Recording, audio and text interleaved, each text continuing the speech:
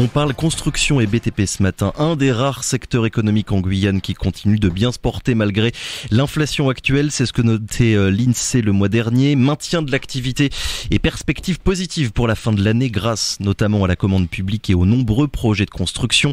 Logements, infrastructures, ouvrages d'art comme le pont du Larivot, on en parlera d'ailleurs dans quelques minutes. Et qui dit construction dit besoin de béton avec la nécessité d'avoir accès à plusieurs ressources primaires utilisées par le BTP puisqu'on le rappelle, le béton est produit à partir de différents matériaux extraits des carrières, granulats issus du concassage de roches dures ou encore le sable. Une nouvelle installation de concassage va justement être inaugurée dans la journée à Matiti. Pour en parler, Daniel Audemars est notre invité ce matin. Bonjour. Bonjour et merci à Radio Pays pour votre invitation. Et merci à vous de l'avoir accepté cette invitation, Daniel Audemars. Vous êtes le président du groupe Audemars spécialisé dans les matériaux de construction. Votre groupe en Guyane, c'est 3 structures. La Société Guyanaise Rapide Béton, la Société Nouvelle de Travaux Publics de Guyane et la Société Guyanaise de Granulats. Déjà, et pour bien rentrer dans le sujet, pour comprendre ce que vous faites, Daniel Audemars, après tout le monde n'est pas spécialiste ni du BTP ni du béton. Qu'est-ce qu'il faut, quelles ressources et quels matériaux pour faire et pour avoir un bon béton, un béton de bonne qualité? Bien, je voudrais juste faire une petite introduction en vous disant que on s'est implanté en Guyane en 2000, donc il y a un peu plus de 23 ans. Oui. Et j'avoue que j'ai un attachement particulier à la Guyane. C'est un peu, alors je suis pas guyanais, mais je suis guyanais de cœur, et pour moi c'est important dans toutes les actions que je fais. Alors, on reviendra évidemment dans quelques minutes justement sur l'arrivée progressive de votre groupe en Guyane et dans les territoires d'outre-mer. Alors sur les matériaux de construction, je voudrais indiquer quelque chose aux Guyanais. C'est la production de granulats, ce qu'on appelle les granulats. Les granulats, ce sont les sables et les graviers qu'on peut produire à partir d'une carrière. Et chose assez incroyable que le grand public ne sait pas, c'est la matière la plus consommée dans le monde après l'eau. Ouais. C'est-à-dire que vous consommez, je consomme de façon indirecte, bien entendu, 6 tonnes de granulats par an et par habitant. Alors ça va où ? Ça va dans la construction de routes, de bâtiments, de construction de chemins de fer, de pistes d'aéroports. Enfin, on a du granulat un peu partout. Et ce qui veut dire que ce granulat est indispensable pour la construction et le développement d'un pays, d'un territoire. Et spécialement, vous l'avez dit, sur la Guyane, qui est en fort développement, où les besoins sont importants. Et ça fait 20 kilos par jour par habitant pour la consommation moyenne française. C'est quand même des chiffres qui sont assez considérables. C'est énorme. Et d'ailleurs, c'est assez surprenant. Vous pouvez mesurer le développement d'une région ou d'un pays à cette consommation. C'est-à-dire que, par exemple, dans des pays moins développés économiquement, par exemple en Afrique, vous pouvez avoir des consommations de 1 tonne par an et par habitant. Sur des pays très développés industriellement, 6 ou 7 tonnes. Oui, donc le ciment joue le rôle de colle, on va dire, qui permet de lier les granulats. Je crois que pour produire 1 mètre cube de béton, il faut 300 kilos de ciment, 800 de sable et 1 tonne de gravier. Tout le monde pense tout de suite au ciment dès qu'on parle de béton, et un petit peu moins au granulat finalement. Il y a un petit peu de confusion, si vous voulez. Donc dans la construction, vous avez besoin de béton. Le béton, donc c'est un mélange simple de granulat et de ciment, plus quelques additifs et de l'eau qu'on mélange. Le granulat, c'est de la matière première fabriquée à partir d'un gisement primaire comme une carrière.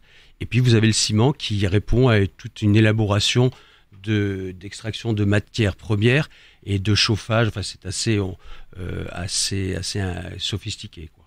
On a des ressources primaires de bonne qualité sur le territoire guyanais. Oui, on a pas mal de... Alors, d'avoir de bonnes ressources, c'est une chose. Qu'elles soient accessibles physiquement et économiquement, c'en est une autre. Vous savez que le développement de la Guyane se fait sur la bande littorale. Donc, on a des gisements qui sont plus ou moins accessibles, avec des coûts plus ou moins difficiles. Après, l'intérieur, bien sûr, du territoire, j'en parle pas, c'est tout à fait autre chose. Mais oui, on a des matériaux suffisamment de qualité et en quantitatif. Vous êtes donc Daniel Audemars, je l'ai dit, présent sur le territoire avec 3 filiales et vous faites de la production de granulats, fabrication de béton, prêt à l'emploi, ciment, préfabrication et travaux publics. Il y a beaucoup de choses. C'est à peu près ça de cette manière-là qu'on peut résumer vos activités. Oui, alors on a commencé par les granulats.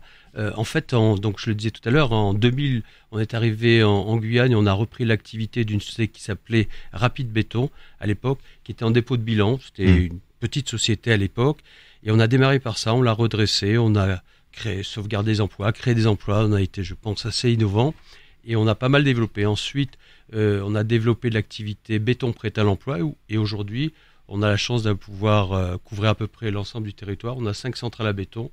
Je pense qu'on se positionne comme leader de ces matériaux. Et puis nous avons repris il y a quelques années aussi une activité SNTPG de construction de routes, voirie, VRD, voilà.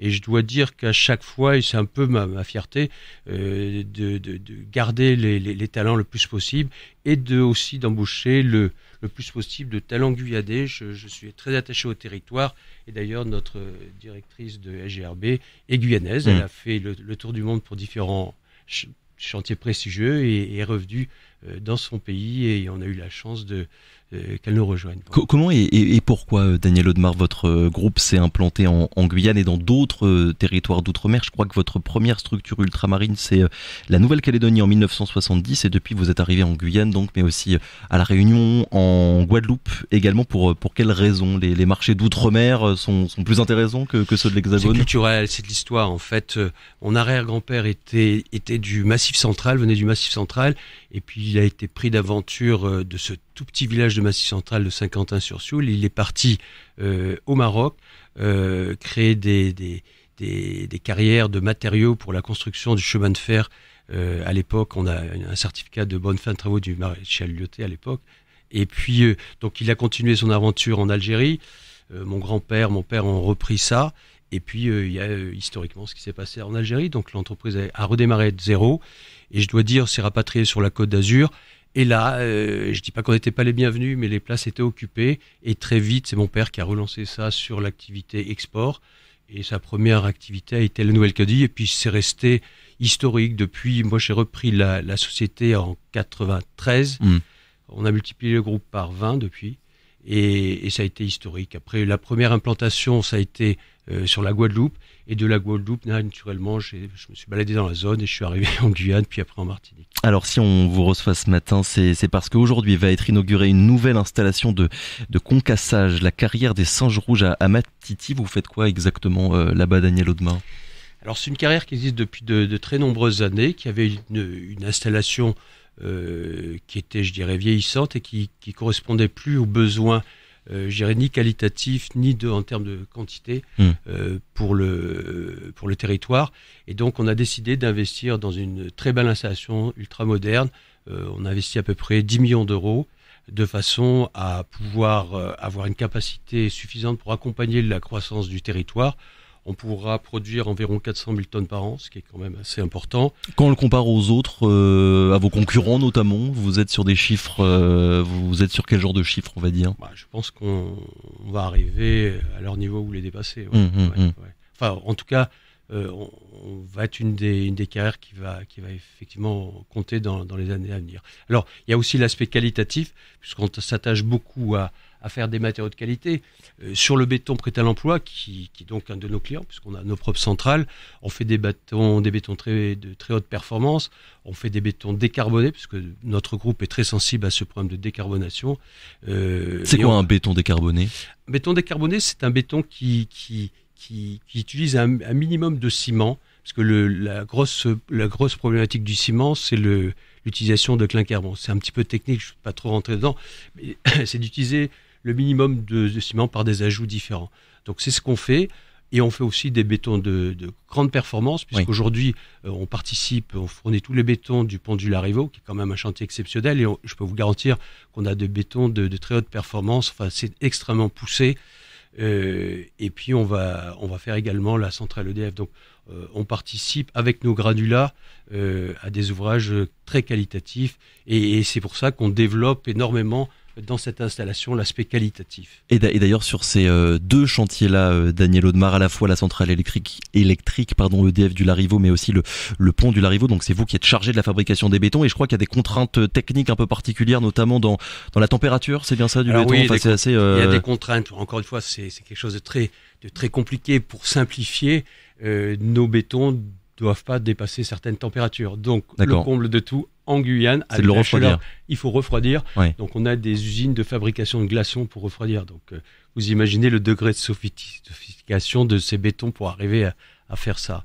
Mais je voudrais insister aussi sur un autre point. Donc, on parle de grands ouvrages et on est très fiers. D'ailleurs, même au niveau routier, la SNTPG, notre filiale routière, participe à pas mal de construction de routes. Actuellement, on est en train de faire une partie de la Maturienne que les Guyanais peuvent voir tous les jours. Mais tout ça, c'est des grands ouvrages. Et je voudrais pas oublier aussi notre souci qui est vraiment constant de penser aux petites entreprises, parce qu'un pays, c'est une diversité. Il n'y a pas que des grands ouvrages. Il y a le quotidien, et le quotidien, c'est des petites entreprises, des artisans qui œuvrent là-dessus. Et c'est pour nous, on est très attachés à ça aussi. Et donc de développer du service, aussi bien en granulat, en béton ou en route, pour rendre accessible le plus possible ces produits aux artisans et aux petits entrepreneurs. Pour revenir au sujet du jour, on va dire, donc avec l'inauguration de la nouvelle installation de concassage, pour qu'on visualise bien, c'est quoi exactement une installation de concassage? Ça sert à quoi et comment ça marche?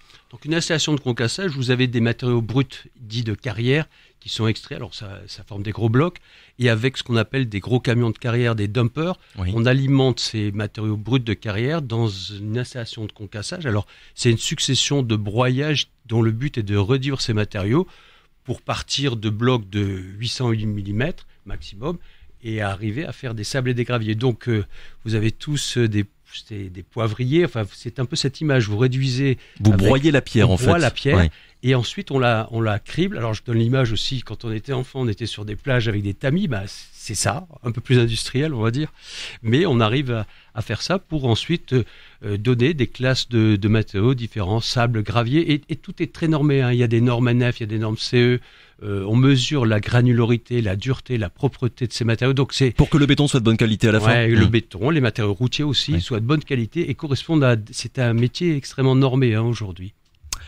Vous n'êtes pas les seuls à faire ça en Guyane, selon le BRGM. Je crois qu'il y a 11 carrières qui produisent des granulats à partir de roches dures sur le littoral guyanais. Est-ce que les réserves sont suffisantes, Daniel Audemars? Je vous pose la question parce que, on l'a dit, des projets de construction, il y en a beaucoup, il y en a énormément en Guyane, mais est-ce que vous et vos concurrents, on va dire, seront capables dans les années qui viennent de répondre à la demande pour apporter la ressource nécessaire? Alors la maîtrise foncière est une grosse préoccupation de tous les carrières du monde, hein, parce que c'est notre matière première. On observe de plus en plus dans le monde entier, et je dirais particulièrement, on parle de la France, hein, des restrictions énormes. Enfin, on a une profession extrêmement réglementée, et aujourd'hui, vous avez un mapping de différentes cartes, alors que ce soit les cartes d'urbanisme, les cartes de contraintes écologiques, de protection de l'environnement, enfin voilà. Et quand vous superposez l'ensemble de ces cartes par rapport aux possibilités de carrière, on se rend compte que les possibilités sont extrêmement minimes pour ouvrir une carrière. Donc, c'est le cas aussi en Guyane? C'est le cas aussi en Guyane, oui, il y a des contraintes extrêmement fortes, bien entendu. Alors, il faut anticiper, ça prend... Ouvrir une carrière, vous savez, notre syndicat professionnel national, qui s'appelle l'UNICEM, a indiqué dans un livre blanc publié il y a plus de 10 ans qu'il fallait compter environ 10 ans pour ouvrir une carrière. Et si vous l'ouvrez, hein, si vous avez l'autorisation. Nous, on le vit, par exemple, en métropole, ça fait 15 ans qu'on est sur un projet d'ouverture de carrière. On a obtenu toutes les autorisations il y a 5 ans, on n'a toujours pas ouvert. Donc, c'est un vrai... Et bon, les élus, et ce que je peux comprendre, reconnaissent dans leur grande majorité la nécessité d'ouvrir des carrières, d'avoir des granulats, puisque ça participe à la construction d'un territoire. Mais souvent, on dit non, pas sur notre commune. Oui. Et donc, c'est la problématique. Donc, c'est un vrai sujet. La matière première, pour répondre à votre question, existe, bien sûr. Et qu'elle soit accessible et qu'on ait des autorisations, c'est un autre sujet. Oui, parce que rien que sur le secteur de l'île de Cayenne, et là je continue de citer le BRGM, d'ici 2028, entre 1 million et 1,5 million de tonnes de granulats vont être nécessaires pour construire tous les projets qui sont prévus. Donc on voit bien que la demande, elle va être quand même grandissante dans les années qui viennent. Si vous permettez, sur ce point, si on regarde la croissance démographique française, la plus grosse croissance démographique française, si je ne me trompe pas, c'est la Guyane. Juste après Mayotte. Juste après Mayotte. Bon, donc ça veut dire quand vous raccrochez ça aux besoins que je disais tout à l'heure, 6 tonnes de granulats par habitant, si vous avez un territoire qui grandit en population, la demande grossit aussi. Oui. Donc oui, effectivement, c'est une préoccupation pour le futur de la Guyane si on veut continuer à aménager ce territoire. Oui, sur la ressource disponible, je crois qu'il y a pas mal de roches donc pour faire du granulat qui sont situées notamment sur l'île de Cayenne, mais qui ne sont donc pas exploitables vu que les secteurs ils sont déjà aménagés. Il y a déjà des constructions. Est-ce que vous avez de votre côté des idées, des projets de développement d'autres zones, d'autres endroits sur lesquels vous pourriez peut-être intervenir et travailler, Daniel Audemars? Alors on a déjà sur notre carrière, on a plus de 30 ans de réserve, ça c'est déjà un point important, et on continue, on a un service foncier qui étudie en permanence des possibilités d'extension ici et ailleurs, quoi. Ça c'est important.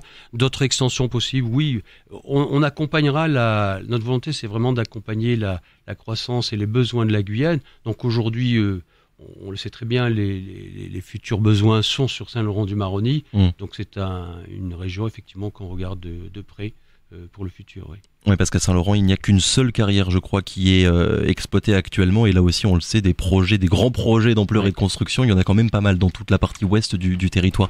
Dernière question, Daniel Audemars. La concurrence dans votre secteur, sur le territoire guyanais, elle est comment? Elle est rude? Est-ce que, quand on parle du ciment, par exemple, tout le monde pense à Argos. Il y avait eu cette grève l'an dernier dont on avait beaucoup parlé en disant qu'il y avait une situation de monopole d'Argos. Est-ce que sur la question du granulat, finalement, c'est à peu près la même chose? Non, pas du tout. Non. Effectivement, le ciment pose le problème du monopole. Ce que je veux dire tout de suite, c'est que la Guyane est un territoire petit, entre guillemets, en termes de consommation. C'est-à-dire, on peut pas non plus multiplier les acteurs parce que ça pose un problème de coût de revient. Alors, l'inconvénient de tout ça, c'est que comme c'est une petite consommation, les prix de revient sont élevés par rapport à la métropole. Mais on a cette problématique. Alors sur la concurrence granulat, oui, bien sûr, on a plusieurs acteurs et la concurrence est farouche, ça, c'est indéniable. Et je dirais, je m'en plains pas. Chacun doit avoir les meilleurs outils, les meilleures performances. Et c'est pour ça que on a créé cet outil qui va être très performant et très qualitatif. L'inauguration aura lieu aujourd'hui à 16h. Merci beaucoup. Aujourd'hui à 16h. Merci à vous. Bonne journée à vous. À bientôt. Bonne Merci. Journée.